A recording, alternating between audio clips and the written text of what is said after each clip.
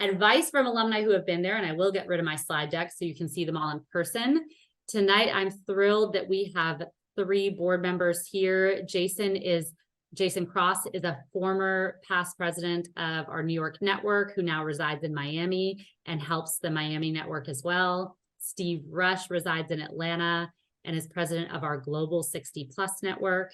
And last but not least, Donna White, who lives in Washington, D.C., recently joined our Emory Alumni Board, is past vice president of the D.C. network, and is still a member of the D.C. network board, helping them through their transitions. So Jason, Steve, Donna, thank you all so much for being here tonight. I'm not sure if we can spotlight, I'm realizing this now, I'm not sure if we can spotlight all 4 of us.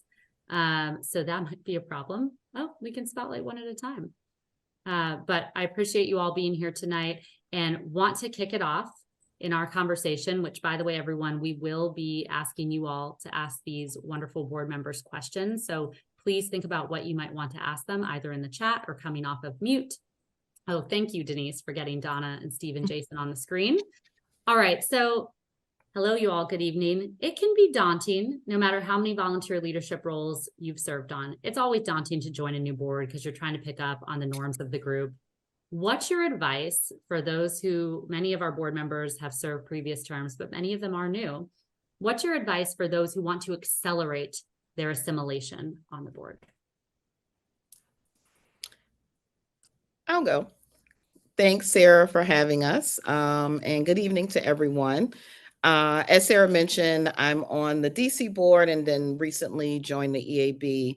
And there are a couple things that I would suggest. If you are new, one, of course, to get to know your board members. And that could be whether you're having a meeting or you have an opportunity to engage through dinner or coffee, really get to know them and understand what your work is together and set your goals. And then I would also say to attend events, because that gives you an idea of how to work together as a team.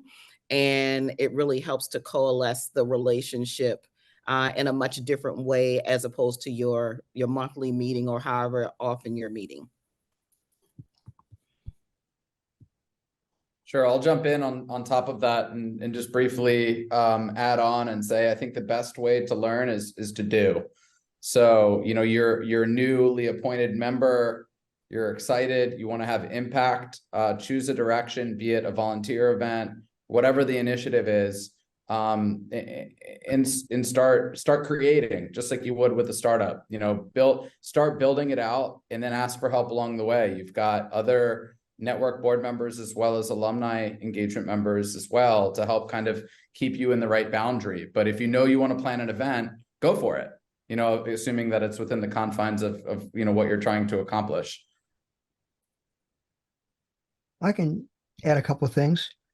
I think it's really important for a new member to meet with the Emory staff person, get to know them, get to know what they can do, and meet with the board president. And also, you want to get to know them, they want to get to know you too. So let them know, this is what my skills are. This is where I can help you.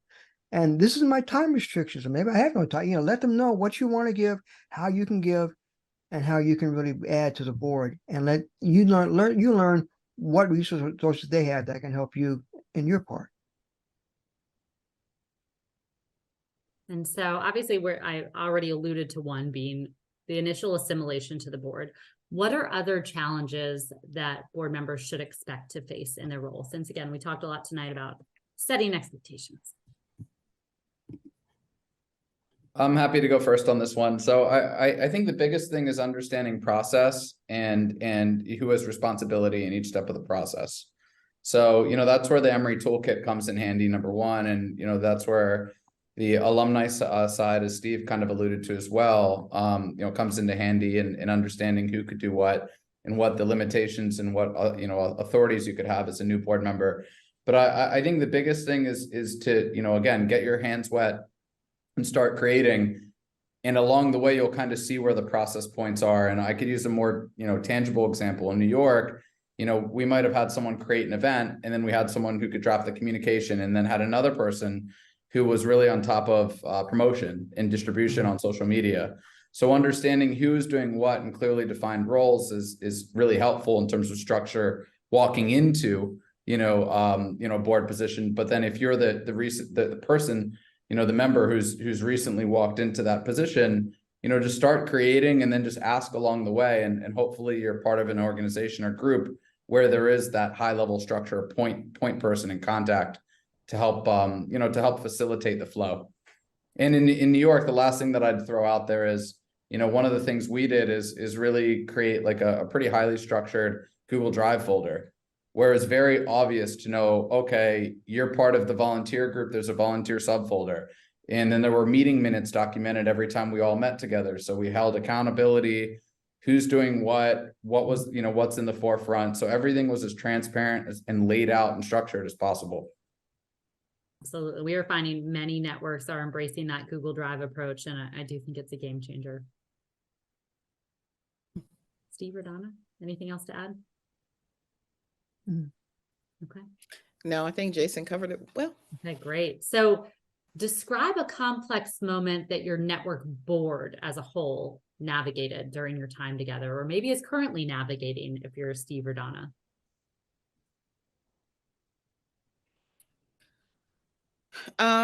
One that we're still working through is we have a lot of sub networks in DC, and so we've been over the last year and a half trying to audit those networks, meaning trying to see some we know are dormant, but some may still have leadership or people who've identified themselves as leaders of those sub networks. So we're going through and identifying which ones will continue to have leaders and we want to amplify.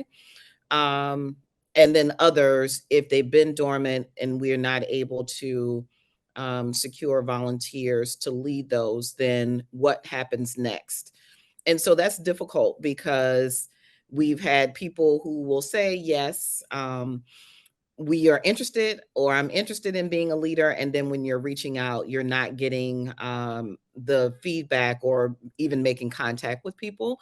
So I think it's a matter of figuring out what is the best way to stay engaged and to keep people engaged, and how as a network we are doing a better job to remain engaged with all of the sub networks so that we are not going through another period where we have a large number and they remain dormant or we lose interest in those. Yep, absolutely. I think no. Sorry.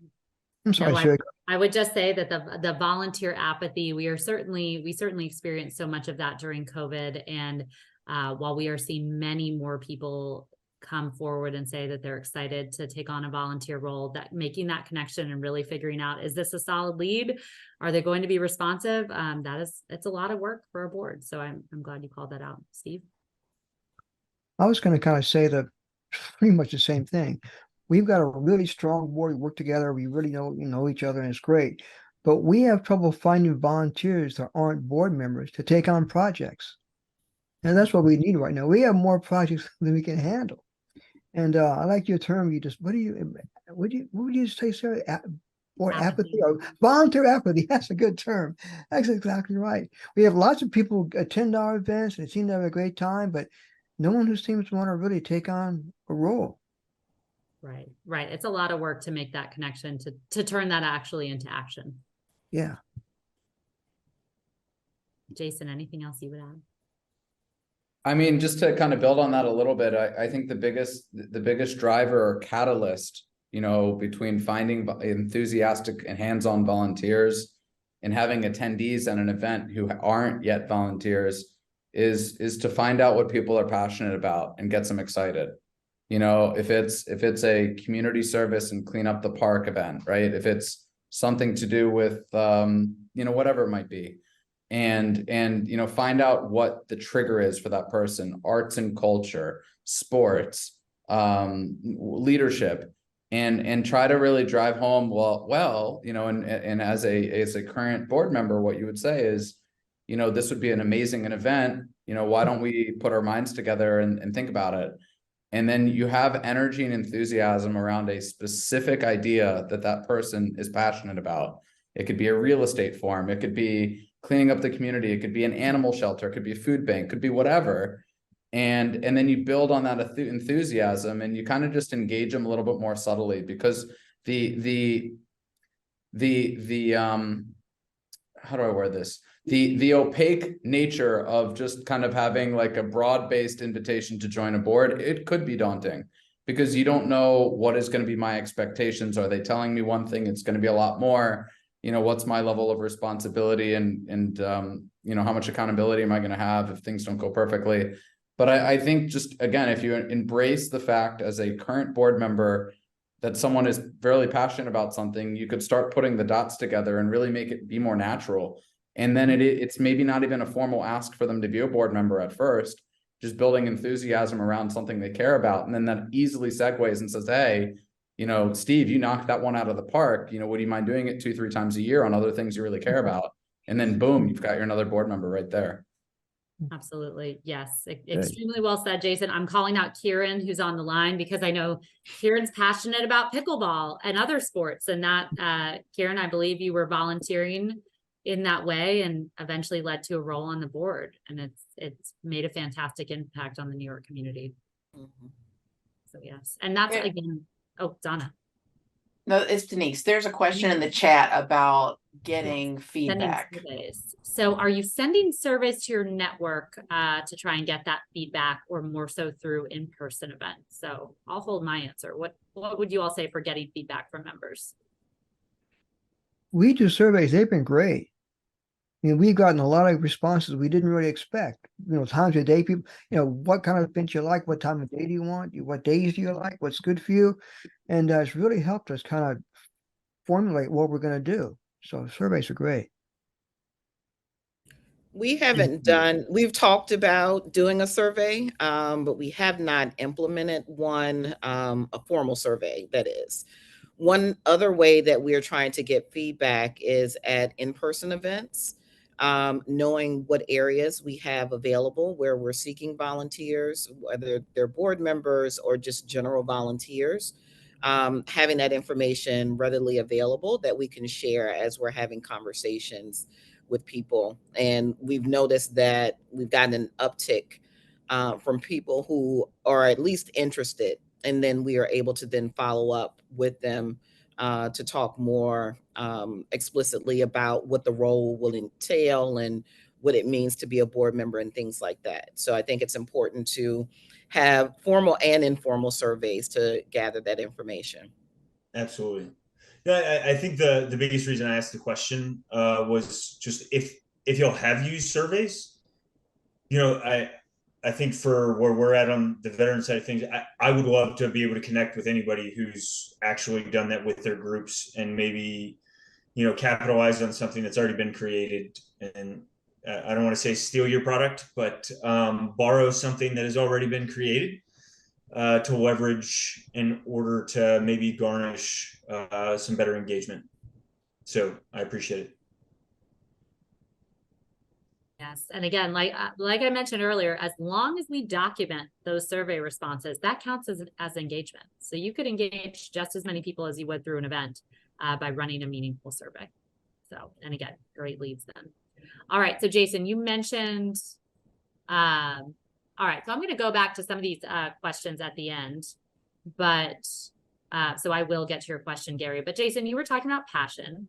So let's dig into an exciting moment. What was a memorable moment for all of you that really that stood out to you during your time on the board? A memorable moment during my time on the board, Yeah, I'd go with two things. One was an event that was near and dear to my heart as EAA New York chapter president, and that was the Shark Tank event, which was a pitch themed event where by attendees on the spot would be assigned a team in a startup, or they would create a startup idea and pitch it in front of Emory alumni judges, you know, that are very successful. And it was an awesome event. Everyone loved it. The alumni judges were really engaged and gave amazing feedback on the spot, you know, irrespective of the theme of the startup. You know, people really enjoyed working together. It was a highly diverse attendee base of all different ages and backgrounds entirely. And it was really great to just feel the energy in a room. And that was really quite literally something out of nothing. So that was something that was very, very memorable. I think, memory number two, there was a professor that came to Manhattan, and there was a number of Emory leadership members, including a professor who gave like a little mini lesson, if you will. I forget the details around it, but despite that, afterwards, when we were engaging all the attendees and alumni volunteers were engaging with the professors that were in attendance and Emory staff members, one of the professors, upon learning that I was a volunteer board member, thanked me for contributing to the community in New York. And it was nice to really feel it come full circle where, I had an amazing experience at Emory.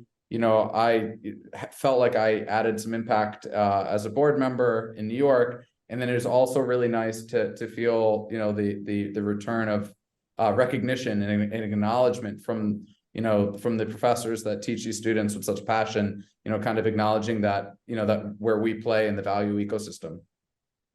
Absolutely. That's fantastic. I remember that event, and New Yorkers, maybe we need to bring that back. Great Yeah, event. I would think that's a good idea. Okay. Steve and Donna, any most rewarding aspect of board service or a memorable moment? Yeah, I've got one, kind of two parts. One of our first events, and we started this network 3 years ago. There was nothing. We started from scratch and built it up. And one of our first events, we had a really high, business school person, a professor, really, he goes on CNN all the time. And we invited him to do a Zoom presentation. We had 28 people. He was not happy. But then just a few months ago, we had an event where there were 260 people registered. And I remember Kevin or someone said, look how far we've gone, how we've come. You slowly but surely you don't see it, but when you see that distinction, it's just amazing to see how you as volunteers, you can make something grow something incredible grow. Someone used the term, I like it, community building. I didn't think of it that way. And whether it's alumni or not, building a community is really exciting, very cool. And you get to be a part of that. You get to be in the forefront of that.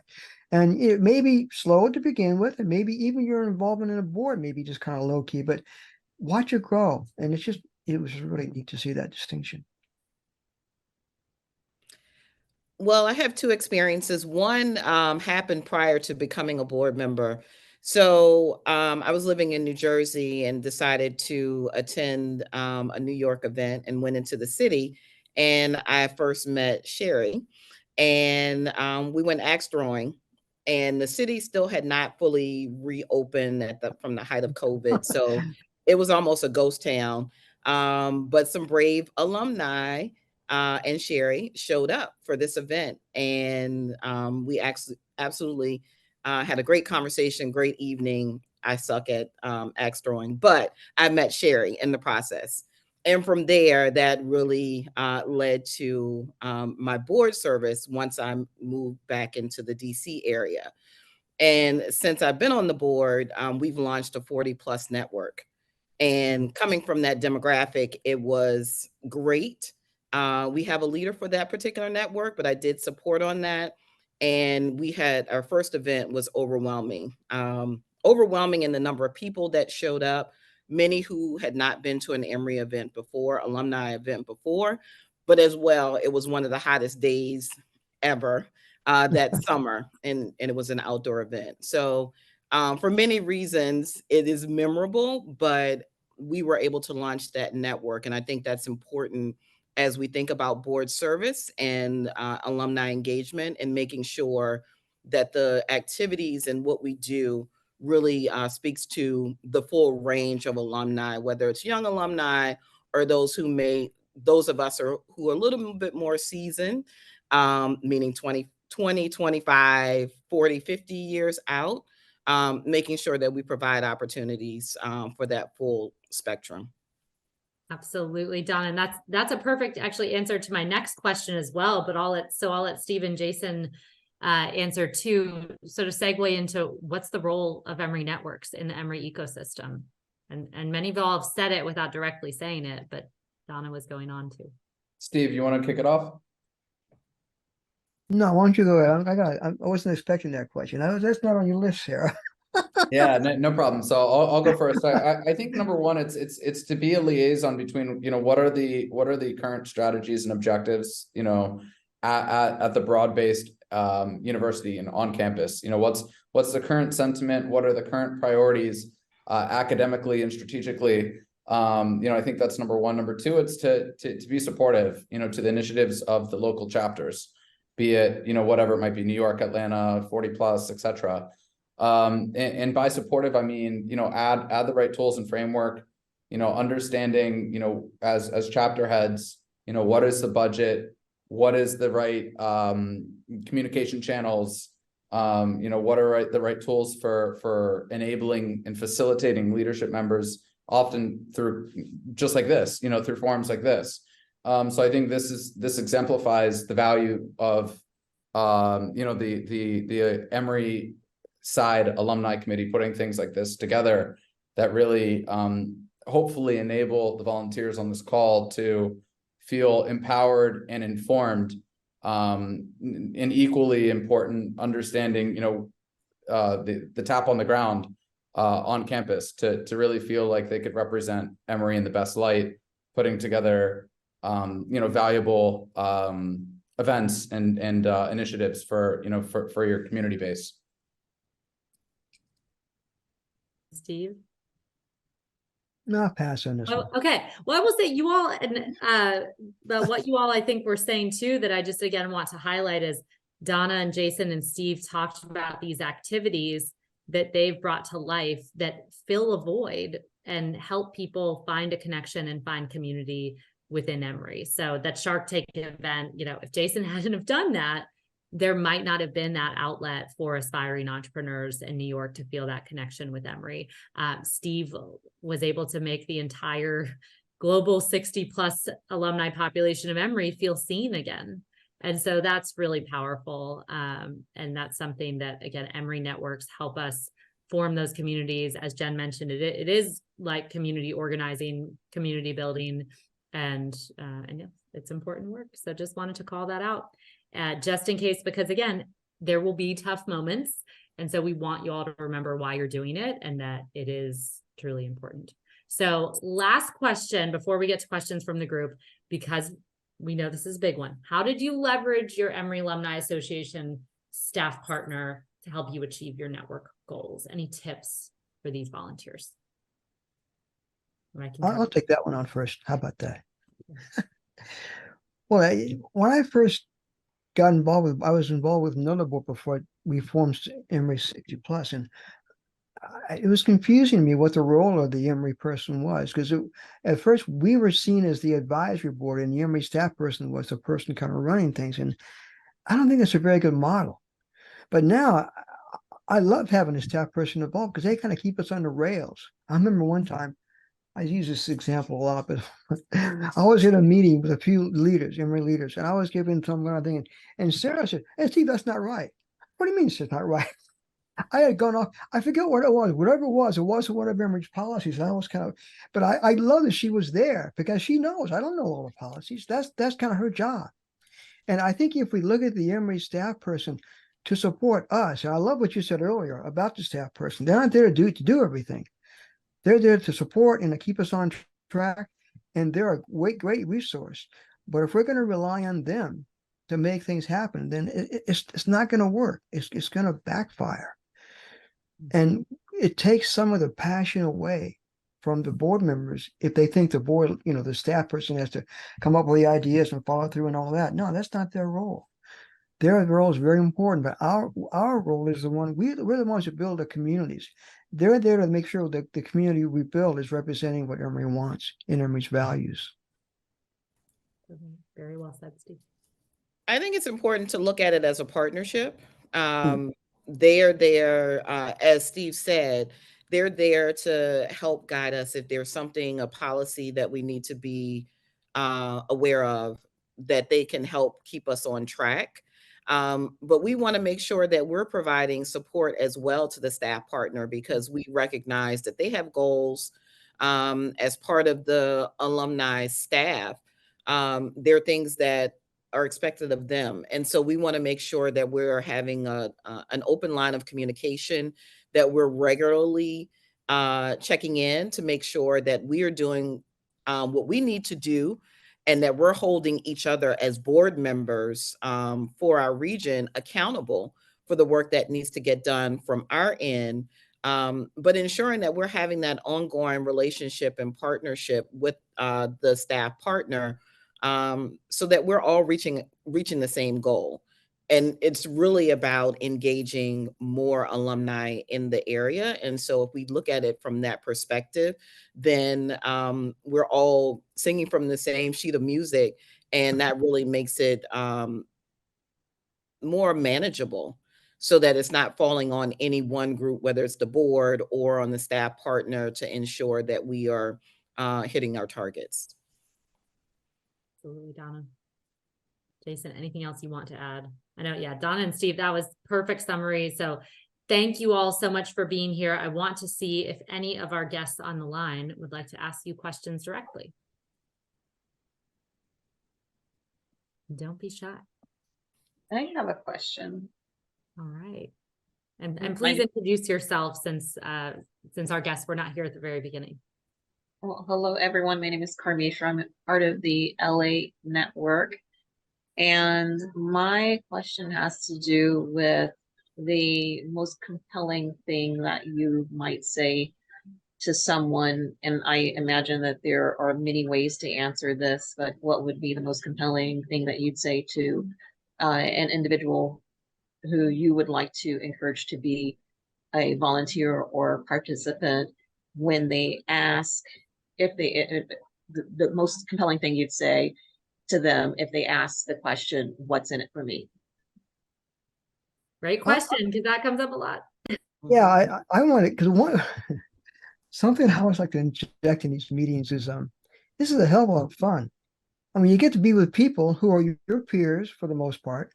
They got the same background you have, and we just become a group of friends. Our board is just a group of friends, and it's great. And I always say too, the pay is not very good. So if it isn't fun in it, then I gonna do it. People aren't gonna want, and that's what they want. People want to feel three things: capable, valuable, and loved. And if you can not inject the wrong word, if you can see that, show that person, we care about you, you're valuable to us, we love you, you're valuable, we want to see you flourish and have a good time. Thanks, Steve. The only thing I could possibly add on top of what Steve said is, if you plan a badass event, people are going to come out to you and say, how could I help? How could I be part of this? So you don't, in that way you enter from a position of leverage, because people like fun things, obviously. You go to a party and there's going to be another one down the line. You want to be part of the planning process and, get some of the credit and add your own flair to what is already something cool going on. So, I think, it's not directly answering your question, of course, but I think setting a precedent of having fun and, doing something interesting, whether it's something people are learning about or, something valuable to whatever community you're involved with, is all the better. And That's a good point, Jason. Thanks. I will say that you have to ask that person, you have to find out what motivates them, because for some people it will be the social capital, or, you might get a chance to come back to campus and network with other board members. Some people really want to be on a school alumni board one day, and this is a good way to build up their volunteer resume. So or some people are just looking for a new group. Or again, they want to see something represented in their backyard that isn't. So I think trying to dig into that a little bit, and then again, your staff partner can help you make that case, but we can provide them with a what's in it for me, for sure, because it should be mutually beneficial. All right, Thanks, Karen, Sarah. you've had your hand up. My question may be something that Steve can address. Obviously, I'm an older alumni. I'm Oxford 72, 75 college. And here in New York, I've noticed there are virtually no older alumni who come to functions. And I mean, I can envision a lot of the reasons for that, but I'm not sure the best way to engage that population. They're not interested in networking. They're not interested in resume building. They're not really interested in a lot of the things that the younger alumni are interested in. But the other side to that is, what is their perceived value to Emory? What would Emory like to see come out of an engagement with this population? And I think there's a ton of people in the New York area that would potentially be involved in this, but we need to reach them and we need to figure out something to do that is going to get them here. They're not going to come into a bar on a Wednesday night, great as it sounds, because a lot of them don't live in the city. So you have to realize that a lot of this age group lives in the suburbs. They live in Connecticut. They live in New Jersey. So it's really got to be something relatively compelling to get them involved. And we've got to figure out when is a good time. So surveys might be a way. But Steve, if you have had some success in reaching out to that population, I'd be very interested in hearing about that. Yeah, I'm glad to talk to you offline sometime about that, because we found the two things that group likes. You got it right on. Networking, they don't care. Jobs, they don't care. But they like health-related things. We've had great success with health, things like caregiving. I mean, and Emory has an amazing group of experts to talk on almost anything. We had a program on eye health, and auditory health, hearing. And they also they like social things. And these programs you do on Zoom. Doesn't matter where they live. Do them in the middle of the day. And the survey is really important. Now I'll answer another question. This is kind of referred to obliquely. I'm going to just put it on the table. If you get an Emory over 60 person engaged and they see what Emory's doing, they're going to want to give money. I mean, that's what I hope.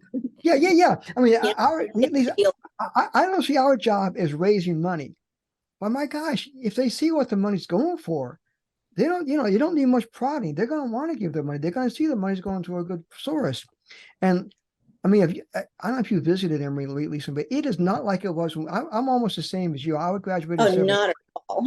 So it's just an amazing what Emory's done was grown, and that can be highlighted by the events that you do. Those are the kind of events people like to hear about too. So again, we can talk later, Karen. It'd be good to I can share. But the survey really helps too. I would think so. I really do think that that's something that would benefit the New York area a lot. Yeah, so and your staff. I can talk with Sherry and Jen about that separately too. Yeah, they can give you you get a list of everybody in your area over 60, I think anyway, and you send it to those people.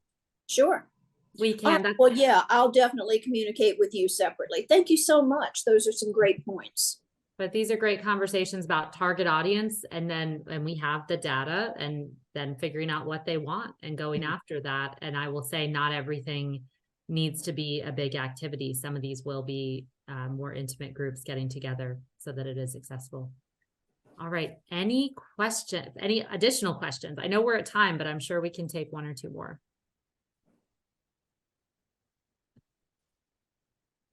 Right. While people are thinking, I'd just throw out to Karen, imagine if you are, I don't know where you are, if you are in the city in Manhattan or outside the city, but if you are imagine if you're not in the city, and just think about what events outside of Emory would pull you into the city that would get you excited to come in. So imagine a friend called and said, exactly, Broadway show, whatever it might be. I don't want to give you ideas, but whatever whatever those things are outside of your Emory cap, then turn on your Emory cap and write it down and then bring it over to Emory. Very good point. Yeah. Sarah, I was just going to ask, and this kind of goes back to some of your earlier slides about engagement, donors, and some of that. Mm-hmm. And the overarching goal of, hey, we want to do, the original goal was 50,000. Now we want to do 52,000. We want to get 15,000 donors. Is there any focus on the variance of who we engaged with last year versus this year as a target? Or is it just, I want to reach 50,000 people? Because, right, I mean, yes, we want to be expanding the network, not just reaching the same 50,000 people year over year, I would assume. Right. That's a fantastic question, David, that I'm glad you asked, because it is both. So, and this is, again, Jen and I were just speaking earlier today about how we want to be very intentional with pulling our Libunt, our last year, but not this year lists. So we will be prepared to share with you all. I think January is a great time based on our fiscal year resetting in September. Who engaged with us last year? I'm picking Atlanta because that's where I am. Yep. In FY23, but has yet to in FY24. Let's make sure we invite them out to something. So those are really warm leads. So we do want to build on those people because it is amazing how many folks do drop off, because again, it depends how they engaged. Maybe they went to Jason's Shark Tank event and then they didn't have the Shark Tank event. So are we reaching back out to those people to suggest something similar? So that's where we could certainly use your help as well as we pull those lists and do some of that outreach, just with a nudge to remind people ways that they can stay involved. So we are looking at that, but we are always thinking about new engagement. And when we say new, it could be for the first time ever, but even recapturing them after a few years. Yeah. And also Absolutely. building upon the relationships from last year. So that's where it's helpful to also look at the categories, because we could look at people who maybe just engaged with us in a communication or experiential bucket. Let's look at that list and see if we can get those people to do Elevate. volunteer activity this year so that we can advance that relationship. Yeah. No, super helpful. I just was trying to understand target and what the goal was there. So thank you. Yeah, absolutely. Yes, and things, as Denise said, things are fluid. You are an alum for an incredibly long time, and that's why it's been great to see many of you pop back in, out, and make sure we are telling our colleagues the Emory networks are not just for alums who are graduates of the last decade. They are for people at all life stages as they figure out, as they have different needs and desires that the Emory networks can meet. So, And Sarah, may I add to that please. comment? I think it's important that the boards reflect that as well. So I'm the oldest one on the board, on the DC regional board, for some of the sub networks, 40 plus, of course. And that's 40 plus, meaning in age, not in how long we've been out of Emory. But I think it's important that the regional board reflects the diversity of our alumni. So that's from young alumni to those of us who are a lot older and could potentially be parents to those young alumni. So I think it's always important that we continue to recruit that diversity in terms of how long they've graduated, the university schools and units, racially and ethnically, what type of service they've had while they're at Emory. I think it's important to have all of those different people as part of the network to be able to drive additional engagement and to really think about how we can all work together to bring different experiences for different alumni at different stages in their lives. 1,000%, Donna, because if the board isn't representative, then how will we reach those communities? And so, yes, I think, and that's an important conversation. We, again, can look at that data, and sometimes it is very apparent as well. Today, we were looking in South Florida. We need more alums in healthcare to be volunteering. So that's something we'll be talking about with Alex. So anyway, yes, those are all fantastic points. Thank you all so much for being with us, Donna, Steve, Jason. Thank you for coming back to lend your expertise. Again, you are part of a community, just for all of you to keep in mind. You are part of a community that is about 250 plus and growing alumni who serve on boards of Emory networks. So we are here to make sure that you all do realize that you have a support system, whether it's inside or outside of your board, so we can help foster connections. Thank you for listening to us talk at you tonight. I promise that future trainings will be more interactive, and we will post a copy of this, a recording, as well as the presentation deck on our volunteer toolkit, which is one of the links that I asked you to bookmark. So we will follow up with that, and your staff partner can dig into specific topics that you heard tonight that you'd like to go into further. So thank you all. Have a good evening. We appreciate your service.